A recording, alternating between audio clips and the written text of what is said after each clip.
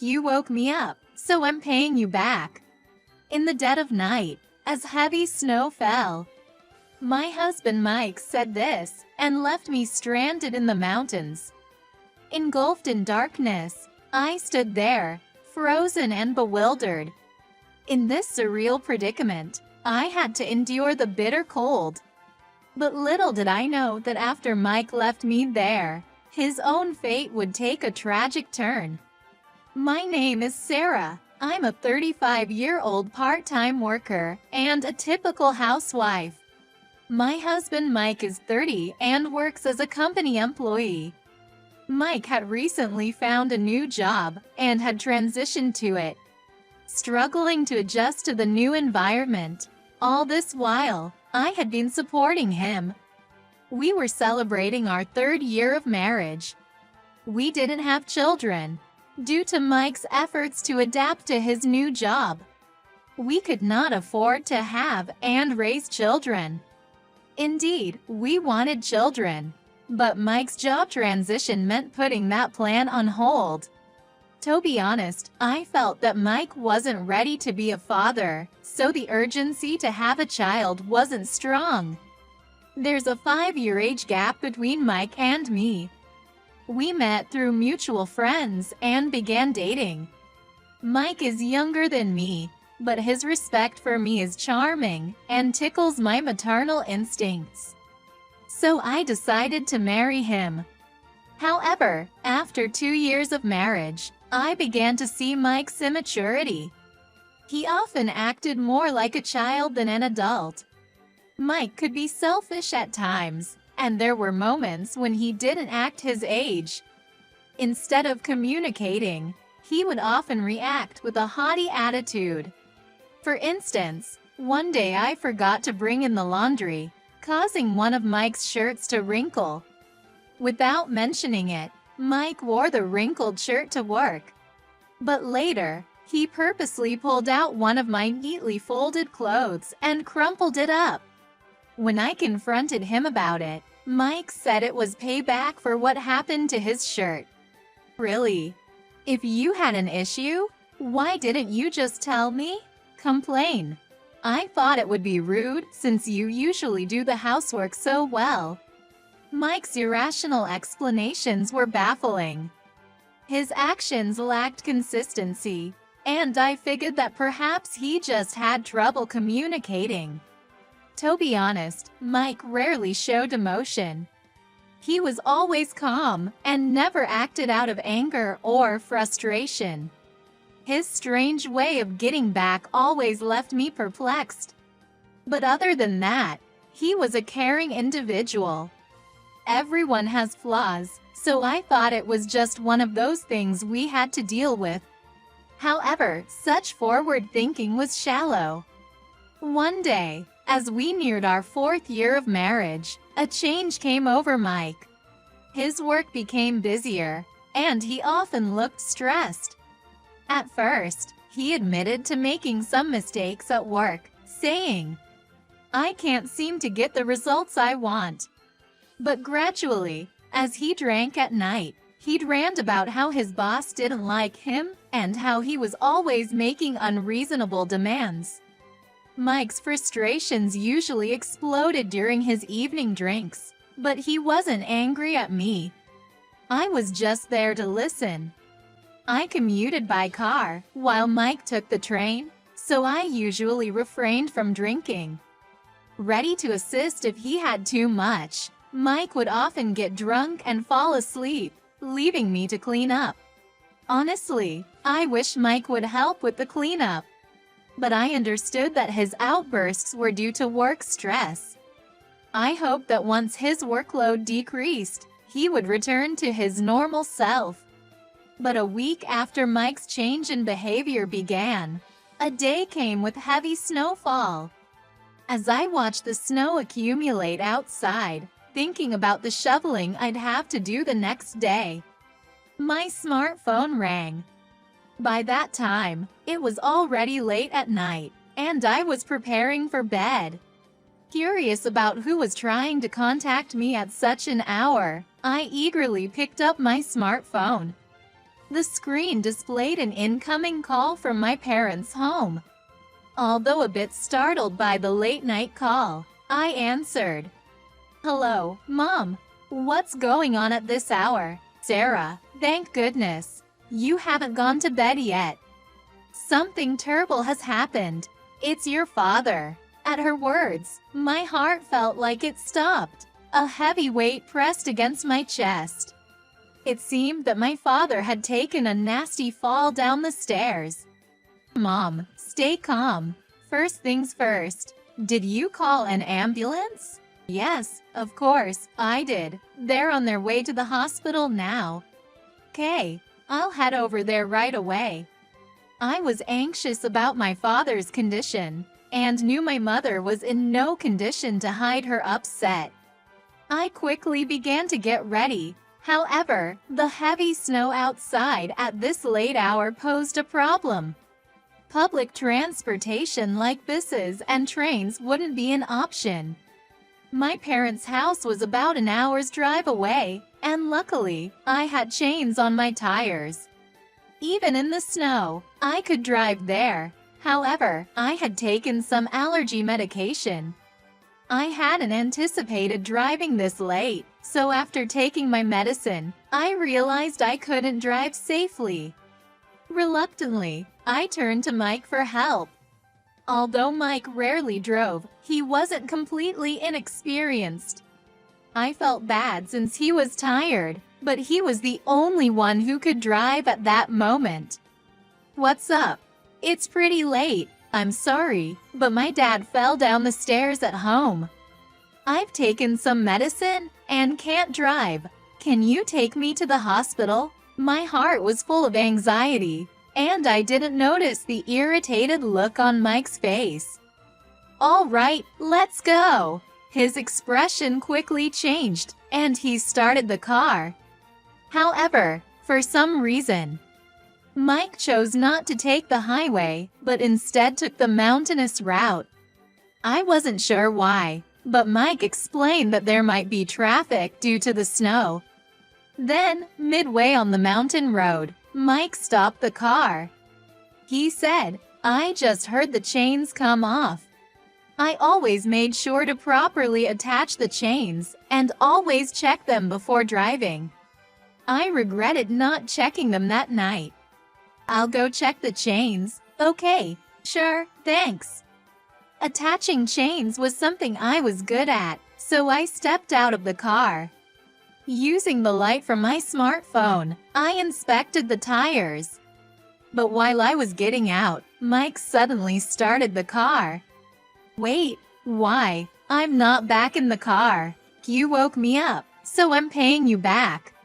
And with that, Mike disappeared into the snowy mountains, leaving me behind.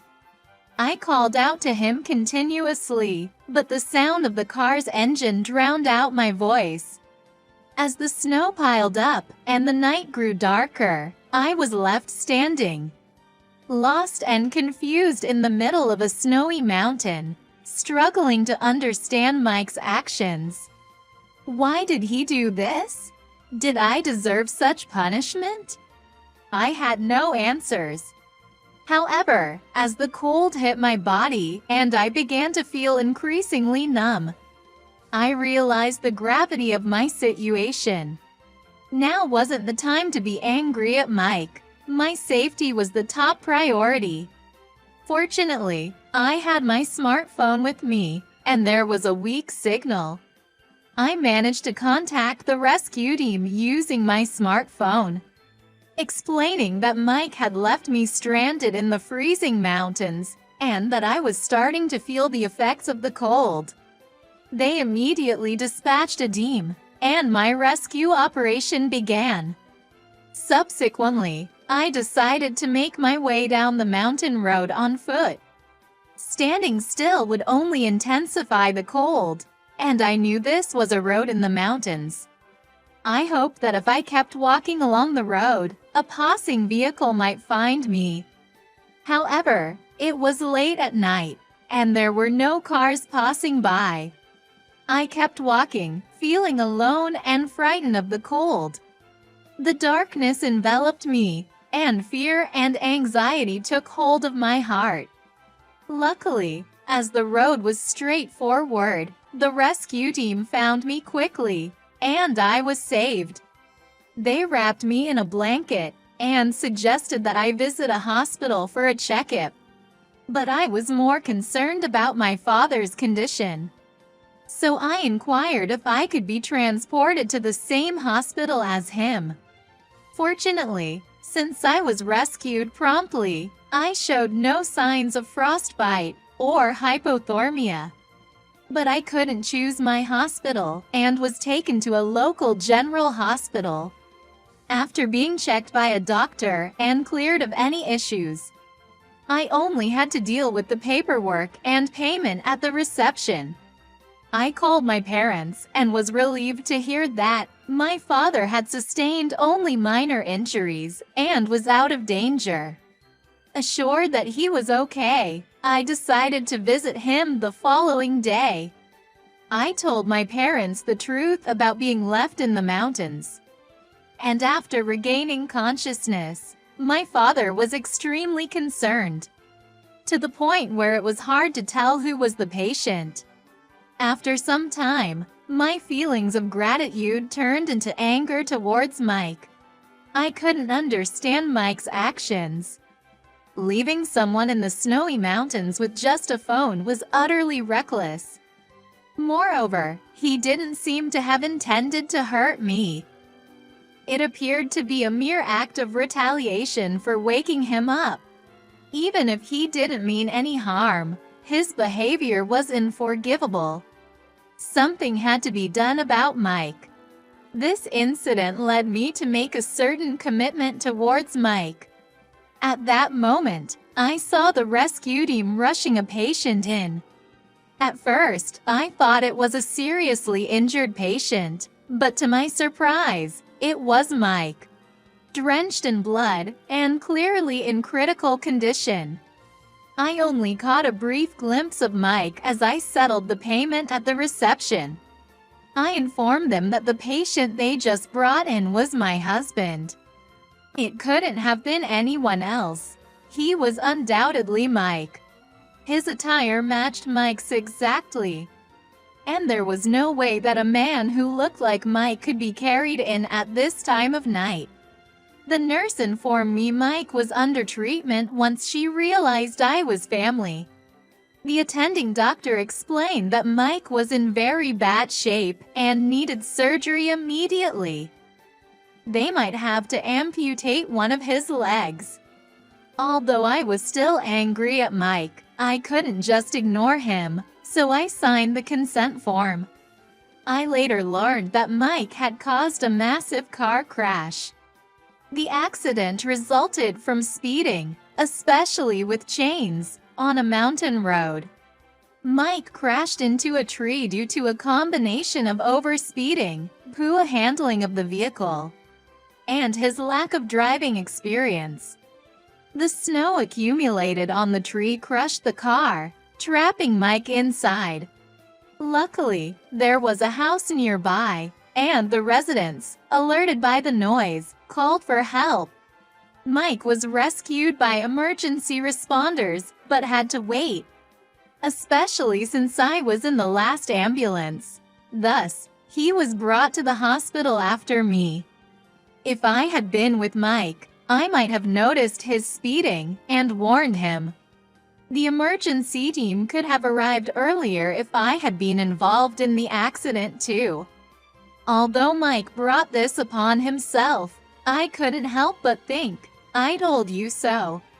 However, if I hadn't had my smartphone, or if it was out of range, I might have died in the snowstorm. I was just lucky to be alive. The next day, instead of visiting my parents, I stopped by Mike's room. Mike had regained consciousness and, upon seeing me, cried out, "Sarah, you came to see me. Look, I've lost a leg. I can't even stand on my own. It's not my fault. You understand how I feel, right?" But given what had happened, I felt nothing. I coldly responded, "You brought this on yourself," and handed him divorce papers. Mike was shocked, his eyes wide. "What? Why? How can you just discard me like this? Just because I can't work anymore, you don't want me?" he exclaimed dramatically, but I was taken aback by Mike's unseemly behavior. Whether you have a leg or not is irrelevant in this situation. The fact that you left me in the mountains alone is more than enough reason for a divorce. Wait, I didn't mean to. What are you talking about? Mike seemed to think he was just getting back at me. He didn't seem to understand what I was saying and looked unhappy. I didn't have the energy to explain anything to this man. He was no longer needed. The only certain thing was that Mike's actions were socially unacceptable. I'm considering asking for compensation and property distribution because of what happened on the snowy mountain. So, let's part ways here. Also, I've contacted the police. The police? Yes, I filed a report. While you might not have intended harm, there's a possibility of a charge for injury or death by negligence. We'll just have to wait and see what the police decide. After conveying those words, I quietly left the hospital room. Mike's screams echoed, "Sarah, come back. Don't abandon me." But I did not stop. It was the same as when I had been left behind screaming on that snowy mountain. All I did was return the favor to Mike. Following Mike's creed of an eye for an eye and then complaining about it seemed ridiculous. A month later, I officially divorced Mike and was able to receive the property distribution. Due to the report I filed, Mike was arrested and is currently out on bail. However, suffering from the aftermath of the accident, Mike became deeply depressed. He caused problems at work and eventually had to resign on his own. In reality, the an eye for an eye approach often doesn't work. It's something that only exists in stories. It seems Mike was doing the same kind of retaliatory actions at his job. And naturally, no one stood by him. In the end, no one appeared to help Mike. He remained self-centered, playing the victim while shutting himself in. Yet in reality, there are many people living desperately with physical handicaps. Even when Mike asks for help, for some reason, no one reaches out. It might be a reflection of Mike's unworthy character. Later on, I returned to my parents' house and enjoyed peaceful days with my family. During the commotion with Mike, my father had been discharged from the hospital and seems to have regained his health. My parents were happy for my safety, and their anger towards Mike dissipated when they learned of his misfortune. They said, "God has punished him. God is watching." However, my parents are getting older, and I've resolved to support the family so they won't get hurt. In our home, even if there are mistakes, we don't blame each other or seek revenge. There's a sense of trust and security, and today, as always, I spend my days happily with my family.